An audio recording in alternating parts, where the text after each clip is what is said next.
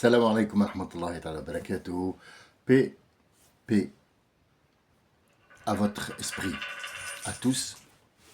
Et je vous souhaite une très longue vie, chargée que du bonheur, malgré que ce souhait est au conditionnel.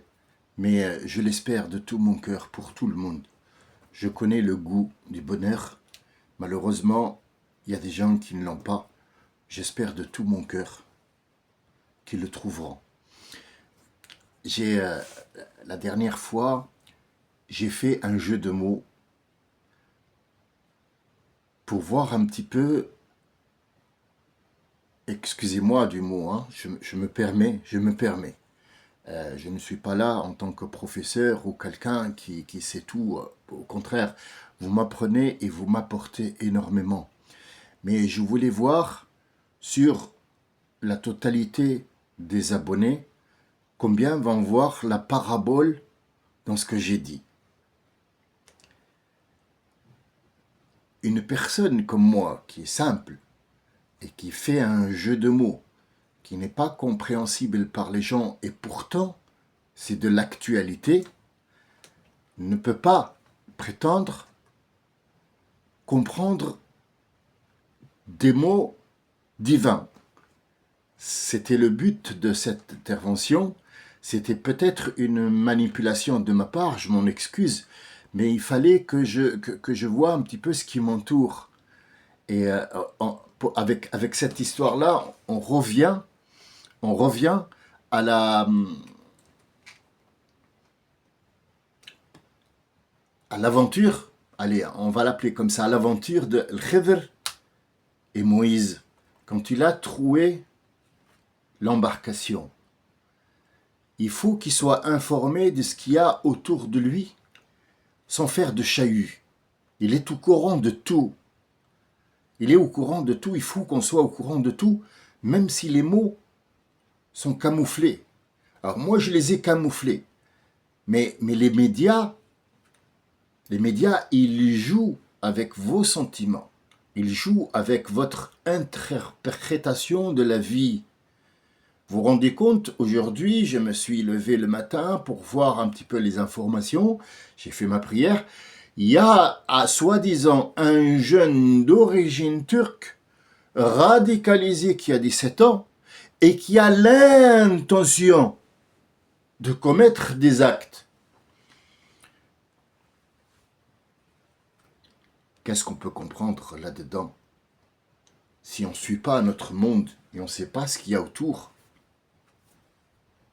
direct dans le caniveau, c'est qu'un jeu grotesque, une sorte de manipulation médiatique qui va t'emmener, c'est comme celui qui a un jeu de magie et qui veut, avec un briquet, éloigner le regard du briquet et te faire concentrer sur sa main tout en utilisant un briquet. C'est grotesque en fait. Il a l'intention. Donc n'importe quelle personne qui a une intention, eh ben on va l'arrêter. Donc en fait, on est Tom Cruise, quoi, le film avec le policier qui arrête les gens parce que il va commettre un acte dans 7 ans. C'est idiot. Tout ça pour mettre un petit peu de garniture. Parce que Poutine, Trump, Zelensky, ils ont peur de l'audimat et que les gens en ont marre. Donc ils rajoutent une petite couchette. Le but, chez moi, c'était pas de faire des trucs poétiques, non, au contraire. Non, du tout. C'était pour voir un petit peu, est-ce que les gens comprennent d'abord le simple? Eh ben, non. Finalement, non. Donc, on ne peut pas comprendre les autres. Et c'est le but de la rencontre entre le Khidr et Moïse, qui a dit « Je sais tout ». Dieu lui a dit « Tu ne sais rien du tout. Tu ne peux rien savoir, puisque le simple, tu ne le comprends pas. Ce qui t'entoure, tu ne le comprends pas. Comment tu peux comprendre ce que tu ne vois pas? Ou le jugement de Dieu, parce que tu n'as pas le savoir et tu ne sais pas ce qu'il y a dans ce qui va venir, ce qu'on appelle, nous, le futur. Tu ne peux pas. L'interprétation des gens qui nous ont apporté, soi-disant, le verset tel et tel, ça veut dire. Non, ça ne veut rien dire. Ce que tu dis, ça ne veut rien dire. Ce n'est pas le Coran. Je pense que tu as donné ton point de vue à toi et tu veux que les gens le mettent en pratique. Et ça ne marche pas. Donc, j'ai fait toute cette petite manipulation pour vous prouver que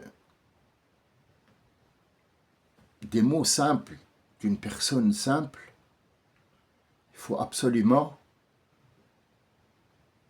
faire un effort, comprendre ce que cette personne a dit, même si la phrase, elle est un petit peu dure. Moi, je comprends que les gens n'ont pas l'habitude de parler comme ça, mais il faudrait peut-être commencer quelque part. Si on ne commence pas, il n'y aura pas de commencement, donc il n'y a pas de point de départ, il n'y aura pas de point d'arrivée. On erre, on est en cavale, on ne sait pas où on va, on fuit quoi, je ne sais pas, mais on n'a pas de but où aller. Et ça, c'est encore pire. C'est encore pire. Donc en fait, Dieu nous a donné des directives à faire. Et on doit absolument comprendre d'abord ce qui nous entoure. Après, on doit comprendre les choses qui arrivent devant nous, mais sur lesquelles on n'a pas forcément de vue, mais on la prend comme parabole, comme exemple, comme signe qui nous vient de Dieu. Et puisque Dieu nous réserve, on ne peut pas non plus y avoir accès sans la permission de celui qui l'a fait.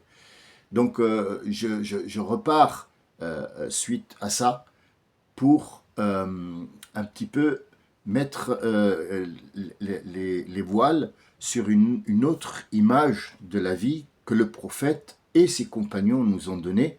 Et donc, en fait, je vais donner trois sortes de compréhension qu'on doit absolument avoir. Et ces trois, ils sont dans la sourate de l'Kahf, la grotte. En vérité, c'est pas une grotte, c'est une caverne. La différence entre une grotte et une caverne, tous les deux, ce sont des cavités naturelles qui n'ont pas été faites par l'homme, mais qui ont été faites par le temps, par la nature, par bien sûr Allah Azza wa Jal. Mais c'est la grotte, et en fait la grotte, il ne peut peut-être y avoir ni hauteur ni fond. Or, la caverne, il y a un espace où on peut circuler. Et quand il parle des gens de la grotte, il nous parle d'une caverne et non pas d'une grotte. Une grotte ne peut pas contenir des gens au nombre de 5 ou de 6 ou de 7. Donc, la grotte est recommandée à lire le vendredi pour qu'on puisse nous remettre nous-mêmes à niveau. Et la première phrase dit qu'il faut lire et tous les semaines se comparer à ces exemples que je vais vous donner dans ce truc, se comparer à ça et voir est-ce qu'on est de niveau ou pas. C'est pour ça qu'elle est recommandée à lire le vendredi, puisqu'on a passé une semaine, on a le temps de se rattraper. Tout simple et tout simple. Le premier exemple, c'est une histoire qui a une parabole. Nous ne devons pas prendre l'histoire comme elle est au mot. Nous devons prendre ce qu'il y a derrière. Derrière. Des gens sont allés, c'est l'heure de la prière, les gens sont allés parler de leur Dieu, de leur islam, de leur croyance dans une petite, si vous voulez, contrée, une petite île, plus exactement une île.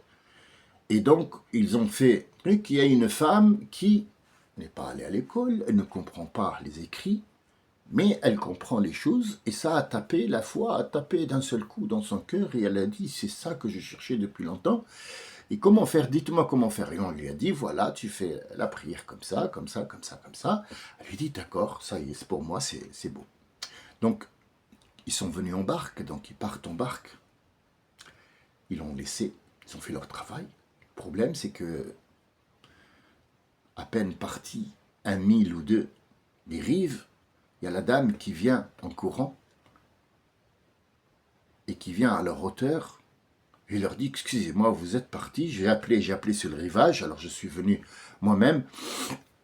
Dites-moi, le truc qu'il faut faire là ou là ou là, je ne l'ai pas compris, répétez-le un petit peu pour que je puisse, avant que vous partiez, parce que peut-être que vous ne revenez pas, et j'ai peur de le faire mal et de voir, mon Dieu, pas comme vous avez dit.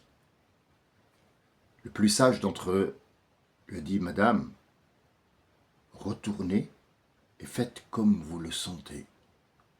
Je sais que la plupart n'ont pas compris, mais je vais vous donner ce qui se cache derrière les mots, pour que vous sachiez que ce qui se cache derrière les mots, c'est plus important que ce que vous entendez. Il faut aller le chercher, il faut une lecture.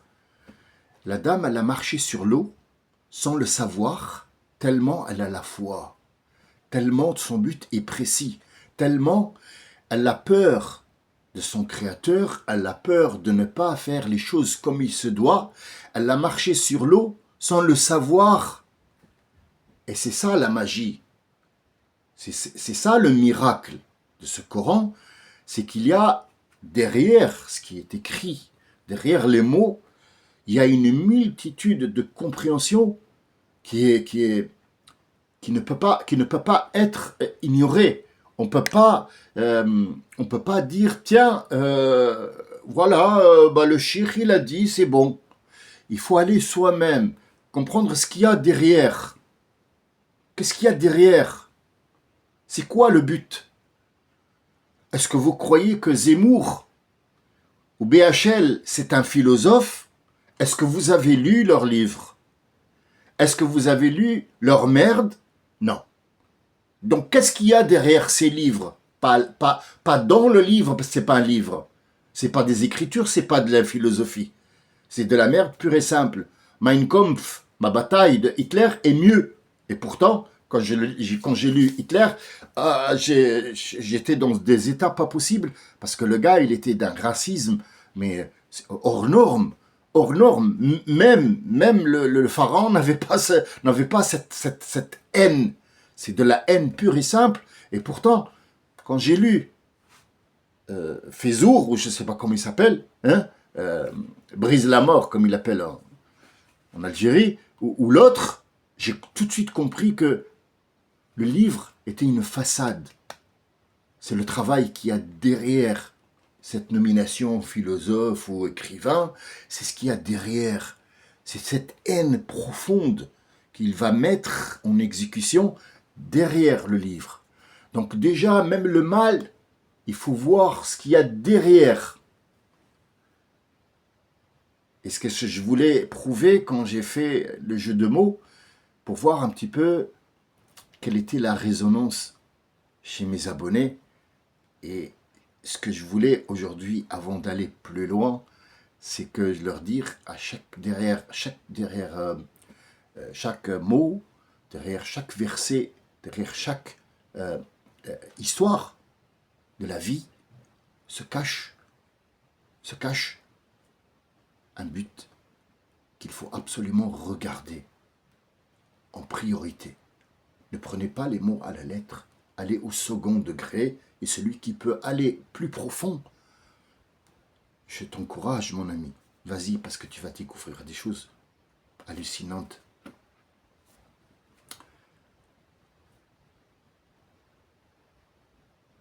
Innahum fityatun amanu bi rabbihim.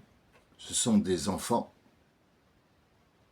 des adolescents, enfants qui sont rentrés dans l'adolescence et qui se sont révoltés contre un soi-disant roi ou un pharaon, peu importe, et ils étaient au nombre, des gens disent 7, des gens disent 8, des gens disent 5, il n'y a que Dieu qui sait leur nombre et quelques-uns qui les ont vus. Le nombre est important? Non, parce que Dieu te dit, ce n'est pas important le nombre. Il y en a qui en disent 5, 6, 7, regardez, vous allez chercher le nombre, et le nombre n'est pas important. Regardez le sens un petit peu du premier toucher. Quand on touche un petit peu le truc, le verset, on comprend tout de suite que Dieu te dit, ne cherche pas le nombre. C'est pas le nombre qui compte,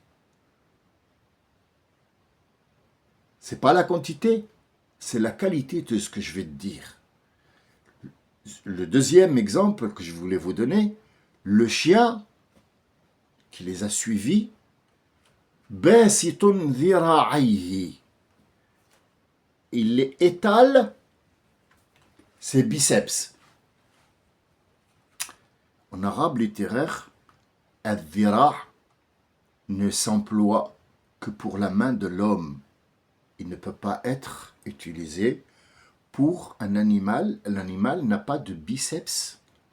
Il a des pattes, des jambes, pas de pieds. Pas de pieds. Pas de biceps. Les animaux n'ont pas de coude. Vous allez comprendre que le coude sert à l'être humain. Mais est-ce qu'il a une nomination pour l'animal? Parce qu'il a la même sorte de coude toujours en arrière pour la flexibilité, parce que tout le poids va devant. Sauf pour le chameau, sauf pour l'éléphant, qui ont tous deux 4 genoux, si on peut appeler ça genoux, c'est un pli pour supporter leur poids en hauteur, mais ils ont aussi le soi-disant coude qui est à l'envers.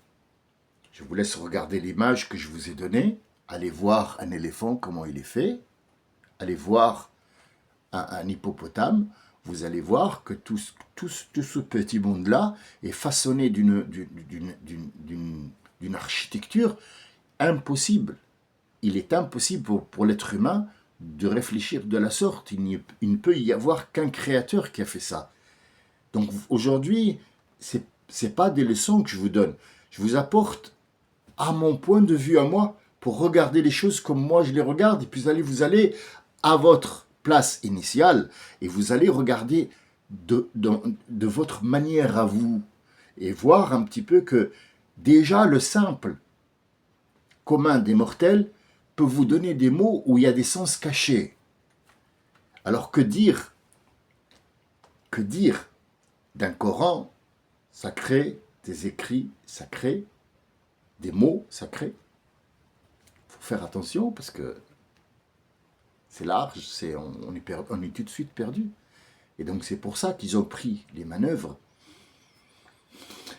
Et les Ottomans à l'époque voulaient absolument faire en sorte que le peuple soit illettré. Parce que ce qu'ils ont vu, cette administration ottomane, parce que c'est une administration, non, ils ne sont pas venus pour l'islam, non, ils ont utilisé l'islam pour agrandir un territoire et affirmer leur souveraineté sur les Bani Umayya, les descendants du prophète. Il fallait absolument casser ce rythme-là et mettre un autre. D'autres lois où ils vont pouvoir manœuvrer. Et c'est ce qui se passe jusqu'à aujourd'hui. Rien n'a changé. Rien absolument n'a changé. Lisez Surat Suleyman et la reine de Saba. Vous allez voir que je ne sais pas si Dieu me laisse en vie et qu'on a une lecture primaire de la sourate La Fourmi. Le premier mot dit « Celui qui ne croit pas en ce qui va venir ne peut rien comprendre du tout, même s'il lit ces phrases 50 000 fois. » Et puis tout de suite, hop, il nous parle de Moïse et son bâton. Donc à chaque fois qu'il y a des miracles à comprendre, des paraboles énormes à comprendre, il nous remet Moïse et son bâton. Parce que c'était tout un monde, c'est pas rien. Et là, le chien ne peut pas avoir de biceps. Mais alors pourquoi Dieu a utilisé le mot biceps pour le chien? Parce qu'en fait, la parabole qu'il y a derrière, la grotte n'avait pas de porte, c'est pas une maison. La caverne plutôt n'avait pas de porte, c'était pas une maison. Mais il leur fallait une sécurité. Est-ce que quelqu'un peut les approcher quand Dieu a décidé de les faire dormir 300 années? Non. Personne ne peut les approcher. Est-ce que Dieu peut faire en sorte que il y a quelqu'un qui vient et qui défie Dieu et qui rentre et qui le regarde. Non. Non. Le but, c'est qu'ils dorment là-bas et que personne ne les approche. Mais alors pourquoi ce chien? Pour toi.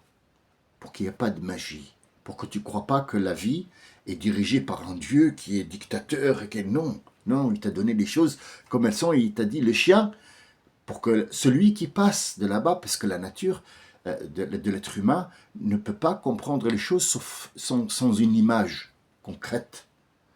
S'il n'y a pas d'image, il ne comprend pas.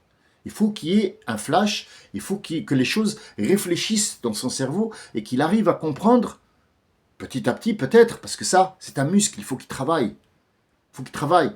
Il y a des gens où ils n'ont même pas de muscle en fait. Le cerveau, il est tout neuf, il n'a pas travaillé le cerveau. Il ne peut pas avoir travaillé ce cerveau s'il ne comprend pas des choses simples de la vie. Les choses qu'il voit, le promeneur, le randonneur, il voit un chien, il se dit, je vais pas, moi, il faut que je m'éloigne tout de suite. Il est persuadé que ce chien n'est pas, on ne peut pas l'approcher. Il faut partir tout de suite. Donc en fait, c'est même pas le premier degré. C'est effleuré, quoi, en fait. C'est fort. C'est très fort. C'est ce que je voulais vous dire aujourd'hui. Le troisième exemple que je voulais vous donner, c'est le prophète qui l'a fait. Et il est très beau. Vous allez comprendre pourquoi. C'était à la Mecque. Les gens venaient après, bien sûr, l'ouverture islamique. Le prophète était aux commandes et il est allé faire le pèlerinage.